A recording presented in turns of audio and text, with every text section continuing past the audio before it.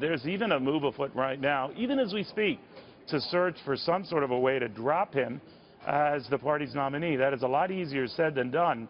And then there is the issue of even if you were to push him to do so, he'd have to go along with that. And Donald Trump is indicating no way in hell he's going to be leaving. So Randy Evans is an RNC Rules Committee expert member. What happens, Randy, in that event? It isn't so black and white, right? It's not. It's actually, there's a little bit of wiggle room. It's actually, Neil, in Rule 9, where there's some wiggle room where the party theoretically could deem there to be a vacancy in the presidential nominee, the Republican presidential nominee.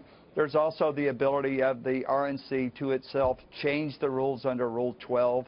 It's a time-consuming process. It would take about 10 days, but the party itself could actually even change Rule 9.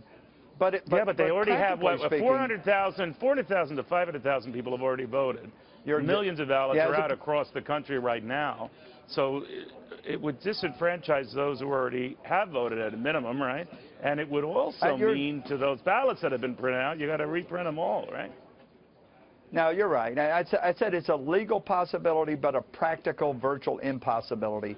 With millions of ballots that have been already printed, with thousands of votes, tens of thousands of votes that have already been cast, with more voting starting, like, for example, in California on Monday, it's a practical impossibility. Now, listen. But you could do something at the Electoral College, right? I keep rushing, and I apologize for that, but you can do something at the Electoral College, right? I mean, after the election, they meet in the following month, in December. Now, traditionally, that's sort of no drama. It's perfunctory. But there have been times where it's been quite crucial, right? So could something happen there, the meeting of state electors? Neil, in this cycle, anything could happen. That's why I'm so cautious. That's right. That's why I'm so cautious about saying that's impossible. So far, the only thing that we've learned is that everything's possible in this cycle. Anything and everything could happen. The Electoral College is certainly one more step in the process that could could alter the outcome of the election.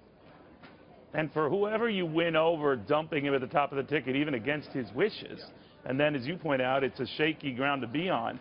You've got all his loyal supporters who are still very loyal, who won't like that, right? Listen, I agree. I mean, who would have thought that Donald Trump would be the nominee or that Bernie Sanders would win 23 states? Who would have thought the second debate would be the second debate would be about the tawdry details of locker room talk and about whether or not a former president did worse? None of this is anything that either you or I, even when you and I've just chatted about this, have ever even thought about. And so I think there's still many more things to come. We still have WikiLeaks sitting out there. But if you're a candidate or in this campaign, you have to be wondering, what is off limits? Because now with the discovery of WikiLeaks and every tape recording and every video recording, there's no telling what lies ahead. No telling at all. Thank you very much, Randy Evans. And we referred to how the Electoral College could maybe screw things up or whatever, but it has happened in our past. 1872, Horace Greeley, the Democratic nominee, he dies after the election.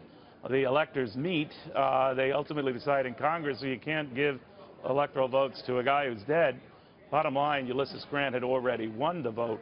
It was a moot point, but it was a close point because a nominee had died.